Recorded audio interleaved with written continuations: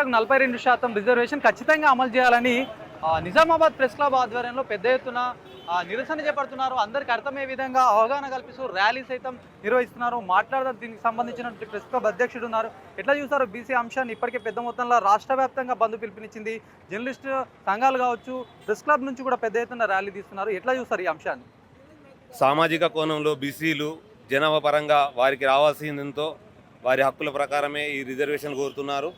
గతంలోనూ కాంగ్రెస్ ప్రభుత్వం ఎన్నికలకు ముందు కామారెడ్డిలోనే బీసీ డిక్లరేషన్ ప్రకటించింది. 42% రిజర్వేషన్లు ఇస్తామన్న హామీతోనే ఎన్నికలకు పోయి గెలిచిన తర్వాత దాన్ని అటకెక్కించే ప్రయత్నాలు చేస్తున్నట్టు కనిపిస్తుంది.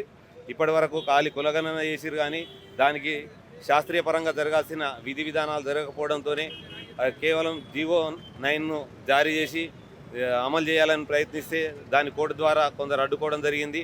ఇదే అంశాన్ని సుప్రీంకోర్టు దాకా తీసుకెళ్తే వారు కూడా మీరు స్థానికంగా తేల్చుకోవాలని ఒక తీర్పు చెప్పారు. కానీ జర్నలిస్టులు కూడా బీసీల పక్షాన వారికి జరగాల్సిన హక్కుల కోసం మేము వారికి పూర్తిగా మద్దతు ఇస్తున్నాం. ఈ ఉద్యమానికి సంపూర్ణంగా జర్నలిస్టులు వృత్తిపరంగా వారికి చేయాల్సిన సేవలు చేస్తామని తెలుపుతున్నాం. సీనియర్ జర్నలిస్ట్గా బీసీ రిజర్వేషన్ పైన ఏం చెప్తారు? బీసీ రిజర్వేషన్ల విషయంలో కేంద్ర ప్రభుత్వం పరిధిలో ఉంది, కావాలని చేస్తలేదు. కేంద్ర గవర్నమెంట్ మోడీ తలుచుకుంటే 5 నిమిషాల పని. ఇంతకుముందు అనేక బిల్లులు కూడా మోడీ చేసిండు. ఒకే రోజు గెజిటెడ్ తీసుకొచ్చిన చరిత్ర బీజేపీకి ఉంది.